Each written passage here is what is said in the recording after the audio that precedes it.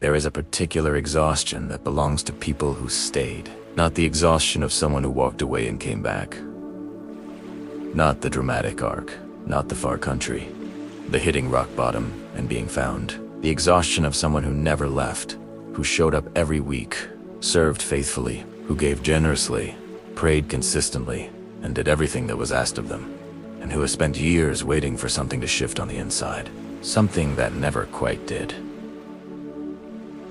You know the feeling, the moment in a service when someone shares a testimony about their prodigal season, the drinking, the leaving, the dramatic return, and the room erupts. The tears, the applause, the sense of something holy happening, and you're sitting there thinking, I never left. I never did those things. I have been in this room for 20 years, and no one has ever cried like that for me. That particular sting. The sting of watching someone celebrated for returning to something you never abandoned. The way you have learned to perform the appropriate response, the smile, the nodding, the genuine looking appreciation, while something underneath you is quietly asking a question you are almost ashamed to have. Does any of this count for anything? The Sunday morning when you are getting dressed for church and you realize you are doing it entirely on autopilot, not with rebellion, not with doubt, exactly. Just with a hollowness that has settled in so gradually you cannot identify when it arrived. The way the language of faith has become a second language. A second language you speak fluently but no longer feel. The words come out right. The theology checks out. The behavior is correct. Something in your chest has gone quiet.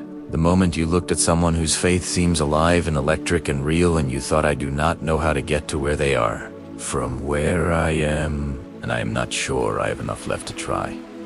If you have felt this, you are not spiritually defective. You are not failing. You are not the one who got faith wrong while everyone else got it right.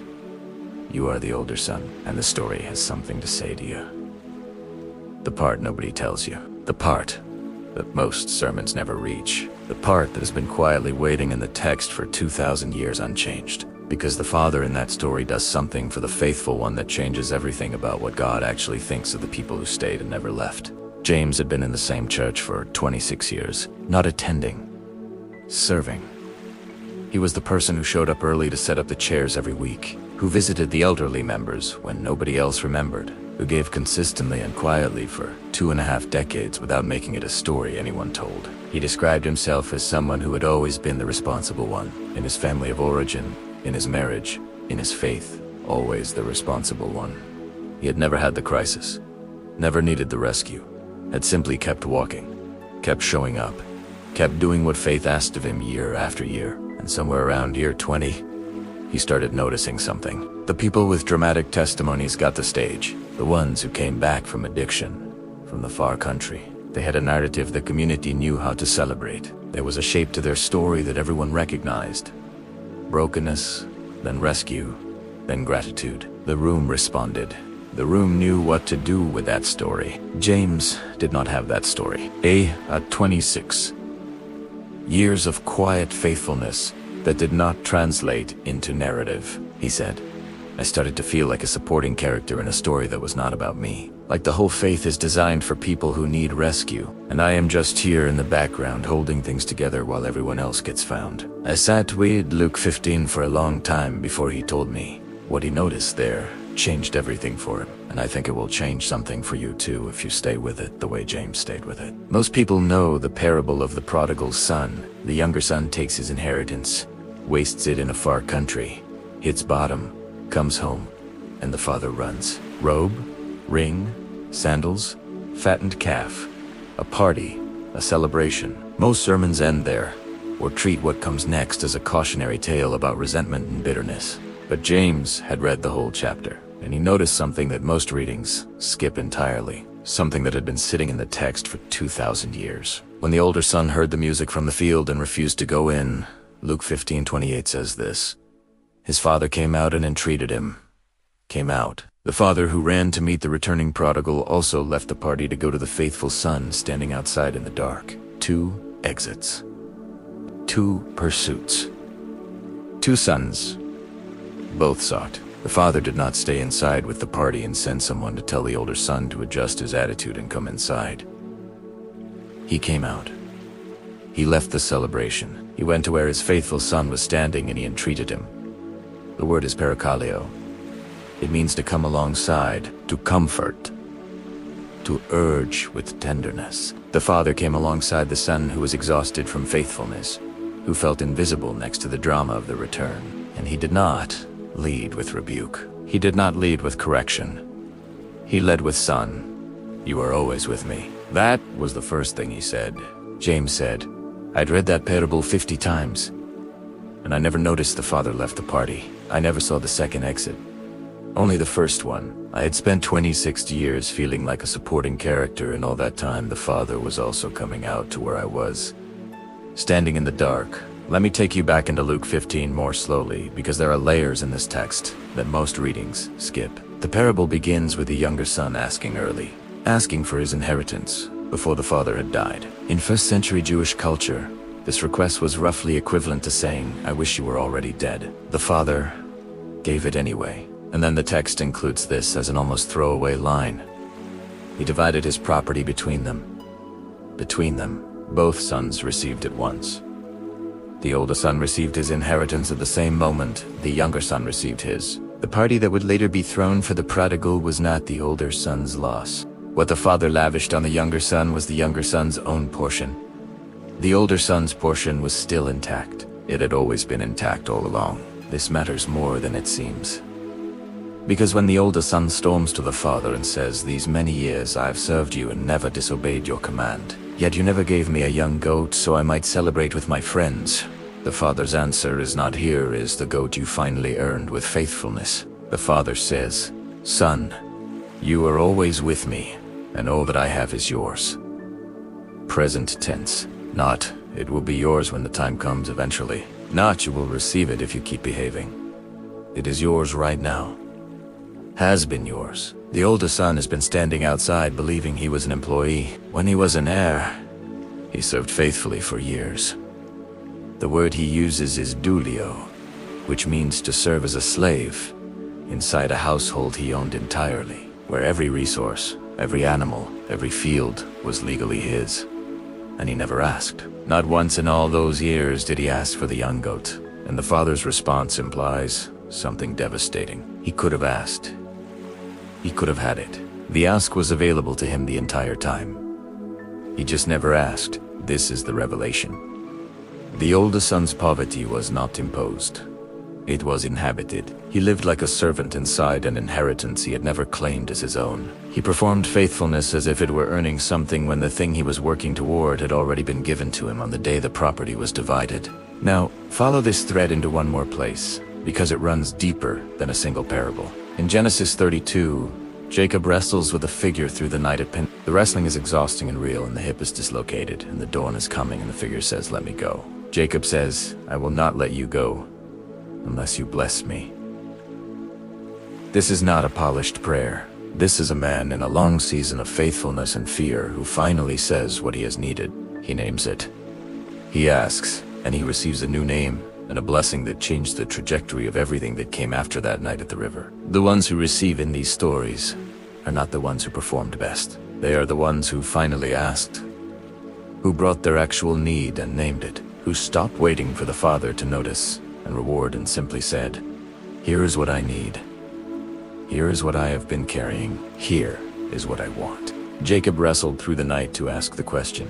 The older son never asked at all. The distance between those two postures is the distance between inhabited poverty and received inheritance. Paul, in Philippians 4, says something that speaks directly into this exhaustion. "I have learned in whatever state I am to be content." The word is immense. It means it was not native to him. It was acquired through experience, through the long seasons of both abasement and abundance, through the education of sustained faithfulness, without reward. But Paul does not stop at contentment. In the same letter he says, "Be anxious for nothing, but in everything by prayer and supplication, let your requests be made known." Your requests made known, not performed into existence, not earned through accumulated merit, not waited for until God knows and delivers. Made known, asked for, named directly. The peace that passes understanding that follows this instruction is not the peace of someone who learned to need less. It is the peace of someone who learned to ask freely. From the position of a child before a father rather than a servant before a master waiting to finally be compensated for years of accumulated loyal service. This is the pattern across these texts. The older son, Jacob, Paul. What shifts in each of them is not the level of their performance or the quality of their faith. It is their relationship to asking, to naming what they actually need, to approaching the father as an heir rather than as a worker waiting for earned wages. And this matters to you today if you are the one who stayed. If your faith has the shape of the older son's faith, faithful, unglamorous, sustained, increasingly hollow. Not because the faith was wrong, because you have been serving as a slave inside a house you own, waiting for the father to initiate what is already available. Because you have never asked for the young goat. You have been performing faithfulness while living outside the inheritance. That faithfulness was always happening inside of all along. James, after 26 years of serving as a slave inside a house he owned, sat with that sentence for 3 weeks, and then he asked for the young goat. He said he sat down one morning with a cup of coffee and said to God, "Here is what I actually need. Here is what I have been carrying. Here is what I want from this relationship that I have been waiting for you to give me automatically for 26 years. He said it felt strange to ask, like he was being presumptuous, like he did not have the right. And then he remembered. Sons ask, employees wait to be given. Sons ask. He asked. He said it was the most honest prayer he had prayed in 20 years. Not the most eloquent, not the most theologically precise, just the most honest. Finally honest, you can stop performing the faithfulness. Not because faithfulness does not matter, it matters enormously. The staying is real. The cost of the staying is real. The long, unspectacular Tuesday after Tuesday of showing up is one of the most sacred things a human being can do. It is not nothing. It has never been nothing. But faithfulness was never the performance that earns the presence. It is what presence looks like from the outside, when someone is living from the inside out already. It is not the cause of the inheritance. It is one of the fruits of having received it. The presence you have been faithful inside of, that is the inheritance. You do not have to earn your way to the party. You have been inside the inheritance the whole time.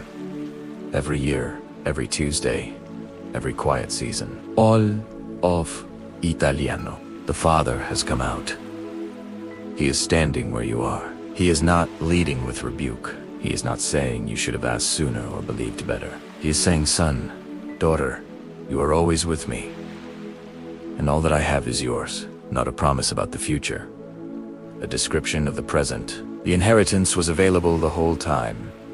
The presence was the inheritance. You have been in it the whole time. Every year of faithful service. Every quiet day, you are always with me.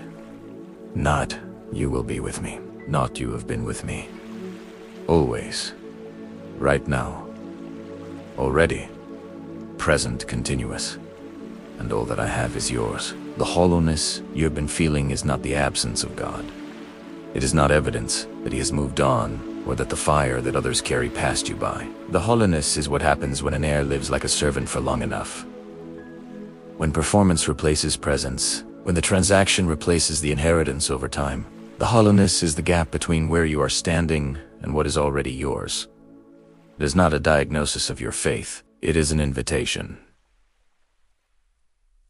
Just an invitation. The older son was not told to feel differently or perform more. He was told what was already true. The telling did not create the reality. It revealed. Italiano. What was already true became something the son could finally inhabit. That is what I am doing here today. Not giving you something new to perform toward or earn. Telling you what has been true the whole time. You are always with him. Everything that is his has been available since the day you first said yes. The inheritance was never at the end of the faithfulness. The faithfulness was always happening inside the inheritance. Go ask for the young goat. He has been waiting. Tomorrow morning, when the familiar hollowness arrives, when you wonder whether the quiet faithfulness is landing anywhere, you might notice something different. That hollowness is not failure. It is the older son, standing at the edge of an inheritance he has been living in without receiving. The next time the room erupts for someone else's testimony, and you feel that particular sting, the one you have never quite been able to name, you will know what it is now. It is real. The question is legitimate, and the Father has already left the party to come and stand where you are standing. When the faith feels quiet and flat, try a different question entirely. Not what am I doing wrong, but what am I not receiving that has always been available to me? The next time you realize you've never actually asked, consider the young Gotask. Not because you finally earned the right, because you have always been an heir and heirs ask. That is what heirs do, and when the familiar feeling rises, the invisible one, the 26 years, and nobody cried for me one. Remember that the Father left the music to find you. He is not inside waiting for you to get your theology right. He has already come out. He's already standing where you are. He is already saying this. You are always with me. All of this has been yours the whole time. Stop performing. Stop waiting. Stop serving from outside what you have always been living inside.